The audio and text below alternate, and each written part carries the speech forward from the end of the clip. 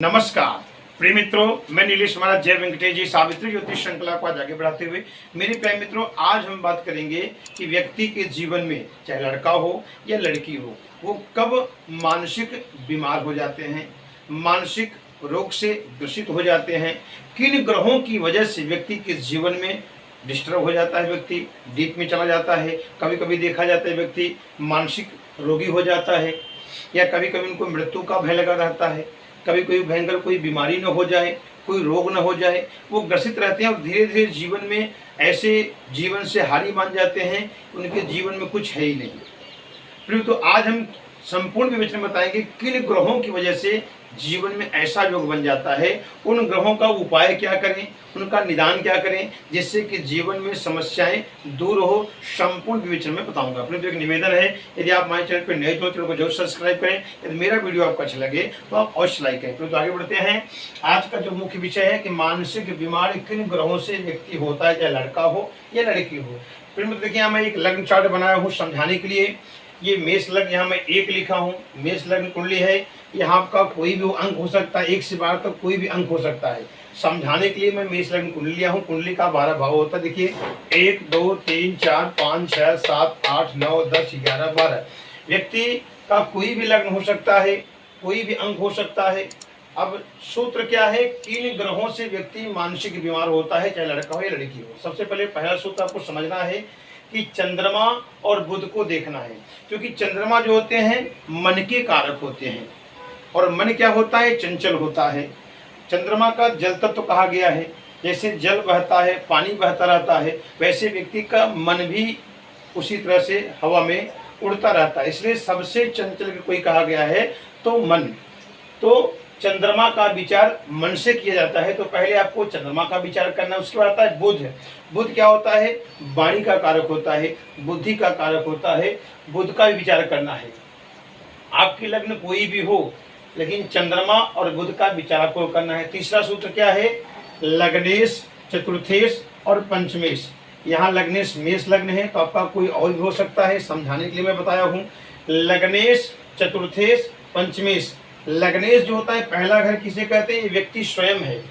लग्नेश यानी प्रथम भाव को जो बोलते हैं लग्नेश कहा जाता है। तो पहले घर से व्यक्ति का स्वयं विचार करे। यहाँ से क्या क्या विचार होता है, ये व्यक्ति का स्वयं सिर है, व्यक्ति का बुद्धि, विवेक, ज्ञान, महत्वाकांक्षी। तो प्रथमेश का विचार जो होता है स्वयं का पता चलता है। तो लग्नेश किस स्थिति में है ये भी आपको देखना है। उसके बाद बढ़ते हैं चतुर्थेश।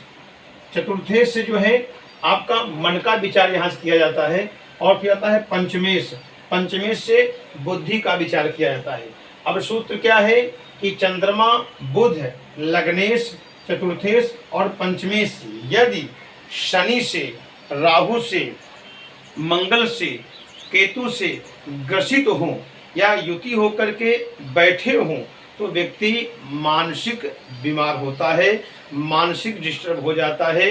उनके जीवन में उथल पुथल होना प्रारंभ हो जाता है। कभी कभी उनके जीवन में मृत्यु का भय लगा रहता है। कोई भयंकर बीमारी न हो जाए, कोई रोग न हो जाए, उनके साथ छल कपट न हो जाए।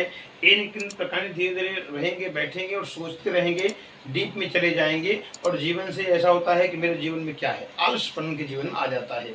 ये सूत्र आपको याद रखना है। यहाँ मेष लग्न कुंडली बनाया हो, आपका कोई भी लग्न हो सकता है। सूत्र देखिए, समझाने की कोशिश कर रहा हूँ आपको। चंद्रमा और बुध हो गए, उसके बाद लग्नेश को आप देखा, यहाँ क्या है 1 अंक है, इसके स्वामी हो गए मंगल। चतुर्थेश क्या है 4 अंक, इसके स्वामी हो गए चंद्रमा। पंचमेश क्या है 5 अंक, इसके स्वामी हो गए सूर्य। यानी मंगल, चंद्रमा, सूर्य और यहाँ बुध है। अगर मान लीजिए शनि से, राहु से, केतु से, मंगल से कहीं भी एक साथ होके बैठे हो, तो व्यक्ति मानसिक डिस्टर्ब रहता है, या मानसिक रोगी बन जाता है, या मानसिक बीमार बन जाता है। अगर कहीं कहीं सूर्य को भी देखा गया, क्योंकि सूर्य जो है क्रूर ग्रह है, सूर्य से भी यदि ग्रह ग्रसित हो तो भी ऐसा नियम लागू हो जाता है। आगे बढ़ते हैं। दूसरा नियम, यदि लग्न कोई भी हो, अंक कोई भी हो, यदि आप अपनी कुंडली देखिए, अब अंक नहीं देखना है, केवल ये नियम आपको याद रखना है।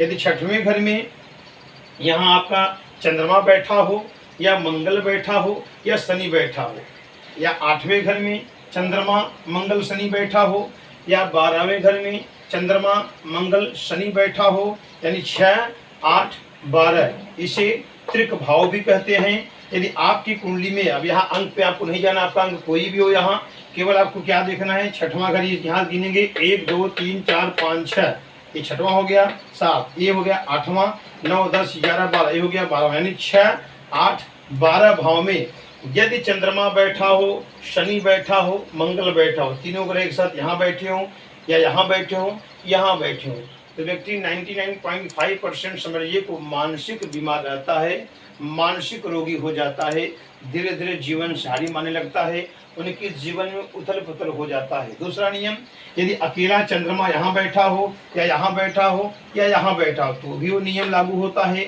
या अकेला मंगल 6वें में बैठा हो या 8वें में बैठा हो या 12वें में बैठा हो तो भी वो नियम लागू होता है, या अकेला शनि 6वें में बैठा हो, 8वें में बैठा हो, 12वें घर में बैठा हो तो भी व्यक्ति मानसिक रोगी होता है, जिनके जीवन में उथल पुथल हो जाती है। तो अब हम बताने चल रहे हैं कि मान लीजिए अगर ऐसी स्थिति आ रही है, अगर ऐसा स्थिति आ रहा है तो व्यक्ति को क्या करना चाहिए। जैसे मैंने बता दीजिए, किसी चंद्रमा बुध या लग्नेश, चतुर्थेश, पंचमेश यदि शनि से ग्रसित हैं, राहु से ग्रसित हैं, या मंगल से ग्रसित हैं, या केतु से ग्रसित हैं, तो करना क्या चाहिए। अगर मान लीजिए आपकी कुंडली में शनि से मान लीजिए चंद्रमा बुध या लग्नेश, चतुर्थेश, पंचमेश अगर ग्रसित है तो क्या करना चाहिए, शनि का उपाय करना चाहिए। जैसे शनि का हनुमान चालीसा का उपासना हो गया, आप हनुमान चालीसा का पाठ कर सकते हैं, या हनुमान जी का व्रत धारण कर सकते हैं, मंगलवार का व्रत धारण कर सकते हैं, और शिव की पूजा करें, इससे शनि का प्रकोप कम होगा। या शनि का मंत्र जाप भी कर सकते हैं, जैसे वैदिक मंत्र करना हो तो ओम सन्नो देवी रविष्ट आपो भवतु पीते संयो रविष्ट मंत्र है, या तो नीराजन समाभासम पुत्रम यमाग्रेम छाया मार्तन संभूतम तमनमामि शनिश्चरम, या तो सरल कर सकते हैं ओम संग शनिश्चराय नमः 33 जल मंत्र का आप जाप भी कर सकते हैं। अगर आप जाप नहीं कर पा रहे हैं तो केवल हनुमान जी की उपासना करें, शिव पूजा करें और हनुमान चालीसा का पाठ करें, पंचमुखी हनुमत कवच का पाठ करें, इससे आपका ग्रसित दोष खत्म होगा।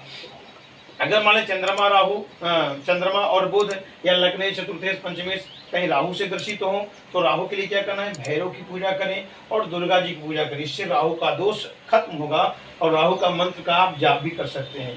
अगर मान लीजिए मंगल ग्रसित हो, मान लीजिए शनि जिससे लग्नेश आपका मंगल है, मैं उदाहरण के लिए बताया हूँ, तो मंगल देखा जाए अगर राहु से ग्रसित है या शनि से ग्रसित है तो भी ये नियम लागू होता है कि व्यक्ति मानसिक डिस्टर्ब रहेगा। तो आपको क्या करना है, हनुमान जी की उपासना करें, हनुमान चालीसा का पाठ करें, पंचमुखी हनुमत कवच का पाठ करें और मंगलवार के दिन आप व्रत रहें। अगर मान लीजिए सूर्य ग्रसित है शनि राहु मंगल से ज़्यादा ग्रसित है सूर्य, तो आप क्या करना है, सूर्य को जल देना है, सूर्य को जल देना है। और सूर्य माने क्या होता है, पिता, सूर्य माने राजा, सूर्य माने अपना हड्डी, तो आपको क्या करना है, पिता की सेवा करना है, क्योंकि यदि पिता को आप प्रसन्न कर लिए तो समझिए कि आपके जीवन में खुशहाली आ जाएगी। और अगर आप पिता का अनादर कर दिए तो जीवन में उथल पुथल आ जाएगी। ये सूर्य माने पिता होते हैं, तो जितना अगर पिता प्रसन्न हो गया आपके जीवन में तो आपका सब मंगल ही मंगल होगा और मानसिक डिस्टर्ब आपके जीवन से खत्म हो जाएगा।